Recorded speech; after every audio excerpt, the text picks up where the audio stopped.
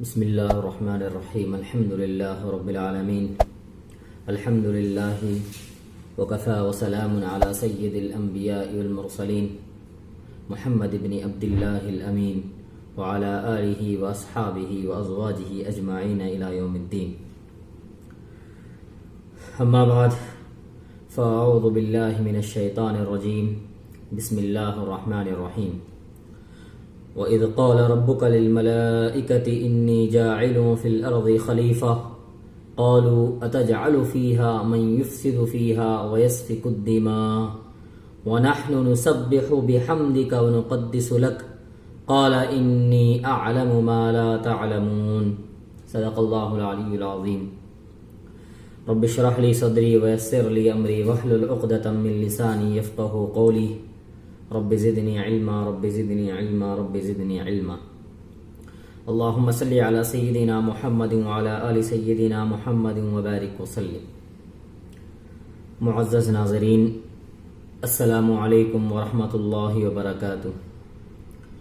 آج سورہ بقرہ کا 4واں رکوع شروع ہو رہا ہے. پچھلے 3 رکوع میں اللہ تبارک و تعالی نے پہلے 2 رکوع میں انسانوں کے کردار کا 3 قسم کے انسانوں کے کردار کا نقشہ کھینچا ہے، اور صدیقین اور سچے مسلمان کون ہیں یہ ساری چیزیں وہاں پہ بتلائی گئی ہیں. دوسرے رکوع میں جو قرآن کا خلاصہ ہے، قرآن کی دعوت کا خلاصہ ہے، اسلام کا خلاصہ ہے، اللہ کی دعوت کا خلاصہ ہے، اور قرآن کیا کہتا ہے، قرآن کی پکار کیا ہے، اور جو ہے قرآن کیا سکھاتا ہے انسان کو، قرآن کس چیز کی انسانوں کو کس چیز کی طرف دعوت دیتا ہے، ساری کی ساری چیزیں جو ہے قرآن دوسرے رکوع میں آئی تھی. ایمان باللہ اور ایمان بالرسالت اور ایمان بالآخرہ، یہ 3 چیزیں دوسرے رکوع میں جو ہے آئی تھی. پھر تیسرے رکوع میں اللہ تبارک و تعالی جو ہے قرآن یہودیوں اور مشرکین کی طرف سے کچھ اعتراضات تھے، اس کا جواب جو ہے بھی دیا گیا تھا. مختلف باتیں آپ حضرات کے سامنے آئی تھی. اسی ضمن میں کل ایک بات کہی تھی کہ آگے جو آیت آ رہی ہے وہ نہایت ہی بہت ہی قیمتی آیت ہے، جس میں خلافت کا تذکرہ آئے گا. کل میں نے یہ بات کہی تھی. خلافت کے ضمن میں کچھ باتیں یہاں پہ مختصر طور پر جان لینا چاہیے. اللہ تبارک و تعالیٰ نے انسانوں کو اس دنیا میں اپنا نائب بنا کر بھیجا، اس دنیا میں اپنا خلیفہ بنا کر بھیجا کہ جس طریقے سے اللہ کی جانب سے وحی آئے گی، جس طریقے سے اللہ کی جانب سے پیغامات آئیں گے، ہو بہو اسی کو یہاں پہ انسان اس پر عمل کرنا ہے. جیسا پیغام ہے، جو حکم ہے، جو واضح احکام ہیں، اس پر جو ہے بلا کسی جو ہے بڑھاؤ چڑھاؤ کے، بغیر کسی کم اور زیادہ کرنے کے اس پر عمل کرنا چاہیے. اس کو یوں سمجھ لیجئے کہ آج سے 50 سال پہلے ہم انگریزوں کے غلام تھے. ہم پر حکومت تھی انگریزوں کی، انگریز بادشاہ کی، انگریز ملکہ کی، اور وہ لوگ رہتے تھے جو ہے باہر ملکوں میں، برٹش میں، اور وہاں کا ان کا ایک نائب رہتا تھا دلی میں. اب جو ہے جب ان سے کوئی حکم آتا تھا تو یہ نائب کا جو کام تھا کہ وہ اسی حکم کو تعمیل کرے اور اسی حکم کو ہم پر نافذ کرے، اور اسی حکم کو بغیر کسی جو ہے اتار چڑھاؤ کے، بغیر اس میں کچھ کمی پیشگی کرے کے، بغیر چھیڑخانی کے وہی حکم ہم پر نافذ کرے. اور جب وہاں سے کوئی ایسا حکم نہیں آتا تھا واضح حکم نہیں آتا تھا تو پھر اس کا کام تھا کہ وہ کچھ جدوجہد کرے، کچھ سوچے، کچھ جو ہے اس میں اپنی طرف سے کچھ حکم کو نافذ کر سکتا تھا، اس کو کچھ پاورز رہتے تھے، کچھ اس کو جو ہے ان لوگوں کی جانب سے اس کو اختیارات کچھ دیے جاتے تھے۔ اسی طریقے سے اللہ تبارک و تعالیٰ کا نائب جو ہے وہ انسان اس دنیا میں بھیجا گیا ہے، تو اب اللہ کی جانب سے جو پیغامات آتے ہیں، جو ہدایات آتے ہیں، انسان اسی پر عمل کرنا اور اسی کی دعوت دینا، اور جہاں تک ہو سکے وہ خود بھی عمل کرے اور دوسروں کو بھی اپنی طاقت کے مطابق عمل کروانے کی کوشش کرنا۔ یہ خلیفہ کا مطلب ہے، جو ہے خلیفہ کے معنی ہیں۔ اللہ تبارک و تعالی فرماتے ہیں کہ یاد کرو اس دن کو جب تمہارے پروردگار نے فرشتوں سے کہا کہ میں زمین میں اپنا ایک نائب بنانے والا ہوں، تو فرشتوں نے کہا کیا تم زمین میں ایسے کو نائب بناتے ہو جو اس میں فساد پھیلائے اور خون ریزہ کریں اور خون خرابہ کریں، اور ہم تیری حمد و ثنا کے ساتھ تیری تسبیح و تقدیس کرتے رہتے ہیں۔ اللہ نے فرمایا میں وہ مصلحتیں جانتا ہوں، میں وہ چیزیں جانتا ہوں جو تم، وہ علم میں رکھتا ہوں، وہ علم میں جانتا ہوں جو تم نہیں جانتے۔ یہاں پہ ملائکہ کا ایسا کہنا کہ اللہ تم ایسی مخلوق کو پیدا کرنا چاہتے ہو یا ایسے خلیفہ کو بنانا چاہتے ہو جو زمین پر جا کر لڑیں گے، خون خرابہ کریں گے، آپس میں قتل و قتال کریں گے، آپس میں فساد پھیلائیں گے، ایک دوسرے کے حقوق کو ماریں گے، ایک دوسرے کو قتل کریں گے، زمین کو خون سے تر کر دیں گے، کیا تم ایسی مخلوق کو وہاں پہ پیدا کرنا چاہ رہے ہو؟ یہ اعتراض نہیں تھا، اس میں دو رائے ہے۔ یہ کہ اس زمین میں انسانوں سے پہلے اللہ تبارک و تعالیٰ نے جنوں کو پیدا فرمایا، اور فرشتوں نے یہ دیکھا کہ جن اس دنیا میں آ کر اللہ کے احکام کو پامال کرے ہیں اور اللہ کے جو ہے احکامات کو پس پشت ڈال کر آپس میں قتل و قتال کرنے لگے، خون خرابہ کرنے لگے، ایک دوسرے سے لڑائی جھگڑا کرنے لگے، ایک دوسرے کو مارنے اور پیٹنے لگے، یہ فساد مچانے لگے، اور آپس میں مارتے مارتے وہ لوگ ساری جو ہے لوگ ختم ہو گئے زمین پر۔ اور دوسری اصولی بات یہ ہے کہ خلیفہ جب بنایا جاتا ہے اس دنیا، یہاں پہ اپنا کسی خلیفے کو پیدا کرتے ہیں، کسی خلیفہ کو اپنا نائب بناتے ہیں، تو اس کو بعض چیزوں کے اختیارات بھی دیتے ہیں، بعض باتوں کا اختیارات بھی اس کو دیتے ہیں کہ اگر میرے طرف سے کوئی پیغام نہیں آئے گا تو ضرورت پڑنے پر جو ہے اپنی سوچ کے ذریعے فکر کر پچھلے پیغامات کو مد نظر رکھ کر کچھ پیغامات جو ہے اپنے طرف سے لاگو کر سکتے ہیں، کچھ پیغامات اپنے طرف سے بتا سکتے ہیں۔ یہ دو باتیں تھی جس کے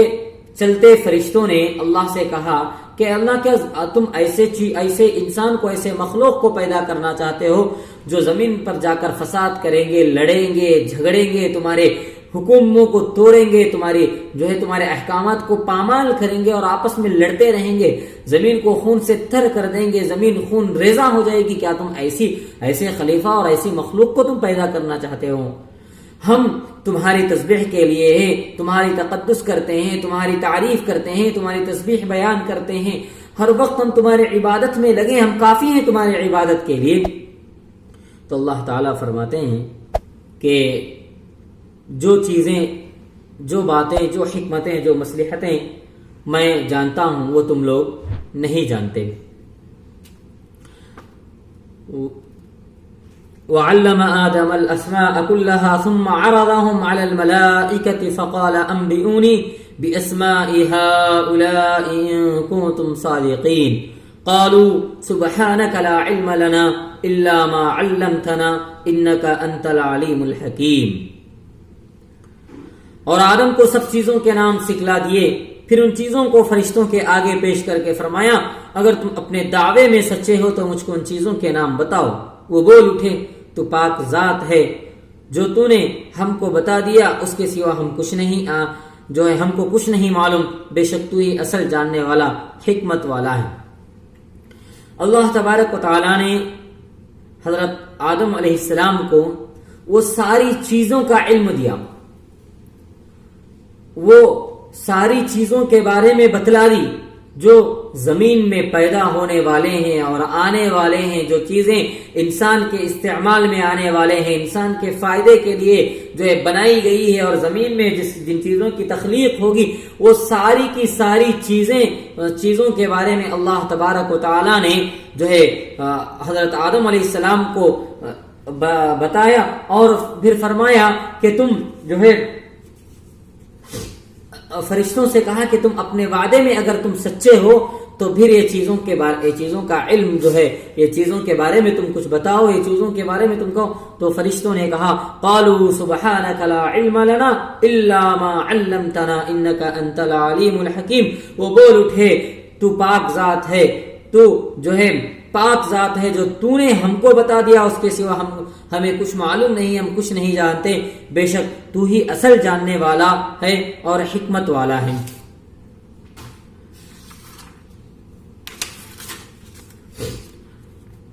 قال يا آدم أنبئهم بأسمائهم فلما أنبأهم بأسمائهم قال ألم أقل لكم إني أعلم غيب السماوات والأرض وأعلم ما تبدون وما كنتم تكتمون۔ تب آدم سے فرمایا اے آدم فرشتوں کو ان کے نام بتا دو۔ جب آدم نے ان کے نام بتا دیے تو فرمایا کیوں، میں تم سے نہیں کہا تھا کہ میں آسمان اور زمینوں کی سب مخفی چیزیں، سب چھپی ہوئی چیزیں خوب جانتا ہوں، اور جو کچھ تم ظاہر کرتے ہو اور جو کچھ تم مجھ سے چھپاتے ہو وہ سب مجھ کو معلوم ہے۔ تو اللہ تبارک و تعالی آدم علیہ السلام کو حکم دیے کہ آدم جو تم جو ہے بتاؤ کہ کیا تمہیں سکھایا گیا ہے، کیا علم ہے۔ تو آدم علیہ السلام جب بتائے تو فرشتوں سے اللہ تبارک و تعالیٰ کہنے لگے کیا میں تم سے کہا تھا کہ میں وہ ساری چیزوں کو جانتا ہوں جو تمہارے اندر ہے، جو تم میرے سامنے ظاہر کرتے ہو، جو تم مجھ سے چھپاتے ہو، وہ ساری باتوں کو جو ہے میں جانتا ہوں۔ اصل مصلحت و منشا یہی تھی کہ آدم علیہ السلام کو، بنی آدم کو، سارے انسانوں کو فضیلت عطا ہو، چنانچہ علم سکھایا، اور یہاں ثابت ہوا کہ عبادات تو خاصہ مخلوقات ہیں، خدا کی صفت جو ہے نہیں، البتہ علم خدا تعالیٰ کی صفت اعلیٰ ہے، اس لیے مرتبہ خلافت انسان کو عطا ہو۔ وَإِذْ قُلْنَا لِلْمَلَائِكَةِ اسْجُدُوا لِآدَمَ فَسَجَدُوا إِلَّا إِبْلِيسَ أَبَى وَاسْتَكْبَرَ وَكَانَ مِنَ الْكَافِرِينَ۔ اور جب ہم نے حکم دیا فرشتوں کو کہ آدم کو سجدہ کرو، شیطان ابلیس کے سوا سب سجدے میں گر پڑے، اس نے نہ مانا اور تکبر کیا اور نافرمان کافر بن گیا۔ جب آدم علیہ السلام کو بنایا گیا، پھر ان کو علم سکھایا گیا، پھر سارا یہ ساری چیزیں پیش آئی، اس کے بعد اللہ تبارک و تعالیٰ سارے فرشتوں کو کہا کہ تم آدم علیہ السلام کو سجدہ کرو۔ یہاں یہ بات ضروری ہے کہ سجدہ تعظیم تھا، یہ سجدہ عبادت صرف اللہ کے لیے خاص ہے، اس رب کے لیے خاص ہے جس نے اس کائنات کو بنایا، جس نے مجھے اور آپ کو بنایا اور سارے عالم کو بنایا، سارے لوگوں کو بنایا، اس اللہ کے لیے خاص ہے۔ لیکن سجدہ تعظیم جو ہے، بعض امتوں کے لیے سجدہ تعظیم جائز تھا، یعنی تعظیم کے لیے سجدہ کرتے تھے، یہ بعض امتوں کے لیے، بعض امتوں میں جائز تھا، لیکن امت محمدی میں سجدہ تعظیم کو جو ہے حرام قرار دیا گیا ہے۔ سجدہ تعظیم کی جو جائز جو پچھلے امتوں میں تھا، اس امت میں اس جائز کو جو ہے ہٹا دیا گیا اور اس کو حرام قرار دیا گیا۔ کیوں؟ اس لیے کہ اس میں کوئی شرک کا شبہ نہ ہو۔ تو چنانچہ سارے فرشتوں کو جو ہے حکم دیا کہ تم لوگ سجدہ کرو، سارے فرشتے سجدہ کرنے لگے، لیکن ابلیس جو شیطان تھا وہ کہنے لگا کہ میں جو ہے مجھے انگار سے بنایا گیا، آگ سے بنایا گیا، وہ مٹی سے بنا ہوا آدمی ہے، میں کیوں کر اس سے سجدہ کروں گا؟ میں اس کے اوپر میرا مرتبہ بڑا ہے، میں بڑا ہوں، لہذا اپنے تکبرانہ انداز میں، اپنے تکبر میں آ کر جو ہے یہ حضرت آدم علیہ السلام کو اس نے سجدہ نہیں کیا، پھر اس کا انجام کیا ہوا؟ اس کو ہمیشہ کے لیے اس کا علم چھین لیا گیا اور اسے جو ہے ابلیس اور شیطان مردود قرار دیا گیا اور اسے کافر بنا دیا گیا۔ وَقُلْنَا يَا آدَمُ اسْكُنْ أَنْتَ وَزَوْجُكَ الْجَنَّةَ وَكُلَا مِنْهَا رَغَدًا حَيْثُ شِئْتُمَا وَلَا تَقْرَبَا هَذِهِ الشَّجَرَةَ فَتَكُونَا مِنَ الظَّالِمِينَ فَأَضَلَّهُمَا الشَّيْطَانُ عَنْهَا فَأَخْرَجَهُمَا مِمَّا كَانَا فِيهِ وَقُلْنَا اهْبِطُوا بَعْضُكُمْ لِبَعْضٍ عَدُوٌّ وَلَكُمْ فِي الْأَرْضِ مُسْتَقَرٌّ وَمَتَاعٌ إِلَىٰ حِينٍ۔ اور ہم نے کہا اے آدم تم اور تمہاری بیوی بہشت میں رہو اور کھاؤ اور اس میں بافراغات جو چاہو جہاں کہیں سے تمہارا جی چاہے، مگر اس درخت کے پاس مت جانا ورنہ تم دونوں ظالم گنہگار ہوگے۔ پس شیطان نے ان دونوں کو بہکا کر لغزش میں مبتلا کیا اور وہ دونوں جس عزت اور راحت کی جگہ جنت میں تھے اس سے نکلوا دیا گیا اور چھوڑا، اور ہم نے حکم دیا کہ تم اتر جاؤ، تم ایک دوسرے کے دشمن ہو اور زمین میں تمہارے لیے ایک وقت خاص تک ٹھکانا ہے اور ساز و سامان سے نفع اٹھانا ہے۔ مشہور ہے کہ جب آدم علیہ السلام کو جنت میں رکھا گیا تھا تو اس وقت شیطان نے اللہ تبارک و تعالیٰ کی طرف سے حکم تھا کہ تم جو چاہے وہ کھا سکتے ہو، جو پی سکتے ہو، تم اپنے عیش و آرام میں رہ سکتے ہو، لیکن ایک درخت کے پاس تم نہیں جانا، وہاں کا پھل نہیں کھانا۔ اگر تم وہ پھل کھاؤ گے، اس درخت کے قریب بھی جاؤ گے، تم ظالموں میں شمار ہوگے، تم گنہگار ہوگے، تم اللہ کی نافرمانی کرنے والے ہوگے۔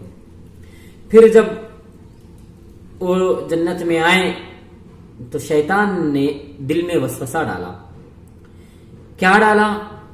کہ اللہ کا جو حکم تھا وہ اس لیے تھا کہ تم جس وقت بنائے گئے تھے تمہارے جو ہے اندر اس درخت کے پھل کو کھانے کی طاقت نہیں تھی، کھا کر اس پھل کی طاقت کو برداشت کرنے کی صلاحیت تمہارے اندر نہیں تھی۔ اب چونکہ تم جنت میں آئے ہو اور تم کھا رہے ہو، کئی دن سے پی رہے ہو، عیش و آرام میں ہو، اب یہ حکم اللہ کا ختم ہو گیا ہے، اب تم کھا سکتے ہو، پی سکتے ہو، اب تمہارے جسم کے اندر وہ صلاحیت موجود ہے، اس پھل کے طاقت کو، اس پھل کے قوت کو اٹھانے کی، برداشت کرنے کی صلاحیت تمہارے جسم میں موجود ہے، اس لیے اب وہ حکم نہیں ہے، وہ فرمان بس اسی وجہ سے تھا، تو لہذا اب تم کھا سکتے ہو۔ تو جو ہے شیطان نے اچکایا تو حضرت آدم علیہ السلام اور حوا علیہ السلام جو ہے گئے اور اس پھل کو کھانے لگے، تو اللہ تبارک و تعالی نے ان سے کہا کہ تم اللہ کی نافرمانی کرے اور تم ظالم ہے، تم گنہگار ہے، تو لہذا تم اب جاؤ دنیا میں۔ مشہور ہے کہ وہ درخت گیہوں کا تھا اور بعض قول کے مطابق انگور کا تھا یا پھر انجیر کا تھا، لیکن اس کے بارے میں کوئی کس چیز کا درخت تھا اس کی کوئی تفصیل نہ ہمیں حدیث میں ملتی ہے نہ قرآن میں ملتی ہے۔ اور حضرت شیخ الاسلام حضرت مولانا مفتی تقی عثمانی صاحب حفظہ اللہ فرماتے ہیں کہ ہمیں چاہیے کہ ہم اس بحث میں نہ پڑیں کہ کون سا درخت تھا، کیا تھا، بس ہمیں اس جو ہے ہمیں ہمارے پاس جتنا علم پہنچا ہے ہم اس پر اکتفا کر لیں اور اس کی تحقیق اور اس کے بحث میں ہمیں نہیں پڑنا چاہیے۔ اس ممنوع درخت کا نام قرآن میں مذکور ہے اور نہ ہی کسی صحیح حدیث میں، اور نہ ہی اس کے جاننے پر کسی مسئلے کا دار و مدار ہے۔ جو باتیں مشہور ہے اس کی کوئی مضبوط اصل نہیں ہے۔ فَتَلَقَّى آدَمُ مِن رَّبِّهِ كَلِمَاتٍ فَتَابَ عَلَيْهِ إِنَّهُ هُوَ التَّوَّابُ الرَّحِيمُ قُلْنَا اهْبِطُوا مِنْهَا جَمِيعًا فَإِمَّا يَأْتِيَنَّكُم مِّنِّي هُدًى فَمَن تَبِعَ هُدَايَ فَلَا خَوْفٌ عَلَيْهِمْ وَلَا هُمْ يَحْزَنُونَ والذين كفروا وكذبوا بآياتنا أولئك أصحاب النار هم فيها خالدون۔ پھر آدم نے اپنے پروردگار سے معذرت کی، چند باتیں سیکھ لی اور اللہ نے ان کی توبہ قبول کر لی، بے شک وہ بڑا ہی درگزر کرنے والا، بڑا مہربان ہے۔ ہم نے حکم دیا یہاں سے تم سب نیچے جاؤ، پھر جب میری طرف سے تم کو کوئی ہدایات پہنچے تو جو لوگ میری ہدایت پر چلیں گے ان پر آخرت میں نہ کوئی خوف طاری ہوگا اور نہ وہ کسی طرح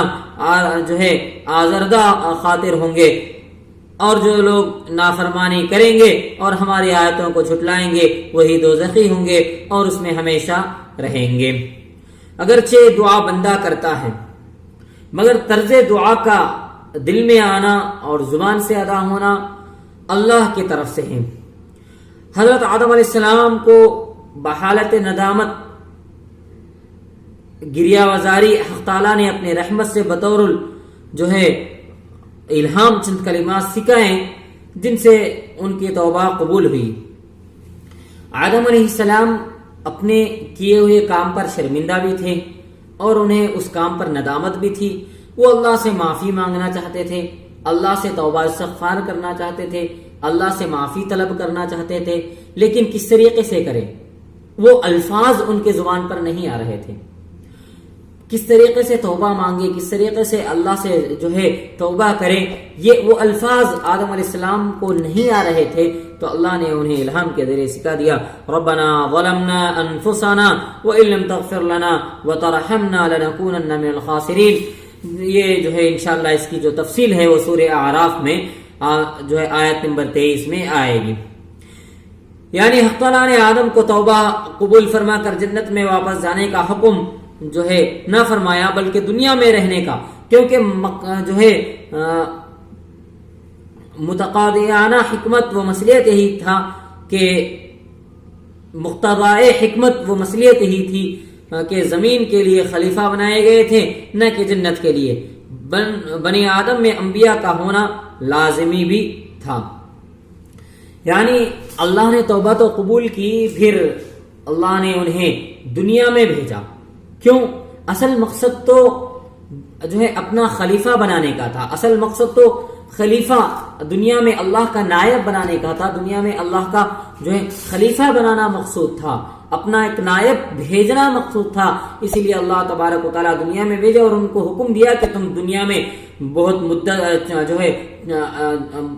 چند مدت تک تم دنیا میں رہو گے، چند سالوں تک، اور بہت ہی معین مدت تک تم اس دنیا میں رہو گے، پھر وہاں کی چیزوں سے تم فائدہ اٹھاؤ گے، اور وہاں پر تمہارے دشمن بھی ہوں گے جو تمہیں اللہ کے احکامات سے روکیں گے، اللہ کی شریعت سے روکیں گے، اللہ کے حکموں پر چلنے سے روکیں گے۔ تو تمہیں اس سے کس طرح نمٹنا ہے اور کس طرح بچنا ہے، یہ ساری کی ساری چیزیں جنت میں رکھ کر ایک تجربہ دلایا گیا، کیونکہ حضرت آدم علیہ السلام کو دنیا میں بھیجنا مقصود تھا، تو اس کے لیے تجربہ ضرورت تھی، تجربے کی ضرورت تھی۔ اللہ تبارک تعالیٰ جنت میں رکھ کر آدم علیہ السلام کو تجربہ کرایا کہ تم کس طریقے سے دنیا میں رہو گے اور کس دشمنوں کے شر سے تم کس طرح بچو گے، کیا یہ ساری چیزیں اللہ تبارک و تعالیٰ نے جنت میں رہ کر تجربہ دلایا اور پھر دنیا میں بھیجا۔ اور ساتھ میں یہ بھی حکم فرمایا کہ جو شیطان ہے وہ تمہارا کھلا دشمن ہے اور قیامت تک وہ تمہارا دشمن رہے گا، تم اس کے سرکشوں سے اور اس کے وسوسوں سے اور اس کی اچکانے سے، اچکاؤ میں آنے سے، اس کی باتوں میں آنے سے، اس کے بہلانے اور پھسلانے میں آنے سے تم لوگ پرہیز کرو، اور سارے بندوں کے حکم دیا کہ تم اس سے بچ کر رہو، اللہ کے احکامات پر عمل کرتے رہو، اور اللہ کی باتوں کو جہاں تک تمہارے اندر طاقت ہے تم جتنے لوگوں کے ذریعے اس بات پر عمل کرا سکتے ہو، ہدایات عمل کرا سکتے ہو، ان باتوں پر تم خود بھی عمل کرو اور دوسروں کو بھی عمل کی دعوت دو، عمل کی فکر کو۔ یہ پیغامات تھے جو اس آیت میں اللہ تبارک تعالیٰ نے اپنے بندوں کو فرمایا تھا۔ انشاءاللہ انہی چند کلمات پر میں اپنی بات کو ختم کرتا ہوں، اور آگے انشاءاللہ کل پھر 5ویں رکوع کی تفسیر کے ساتھ، جس میں بنی اسرائیل کا تذکرہ اور مختلف تذکرے یہاں سے شروع ہوتے ہیں، اس کے ساتھ انشاءاللہ کل آپ کے سامنے حاضری ہوگی۔ اللہ سے دعا ہے کہ اللہ پاک ہمیں توفیق عمل سے نوازے۔ وآخر دعوانا ان الحمد للہ رب العالمین۔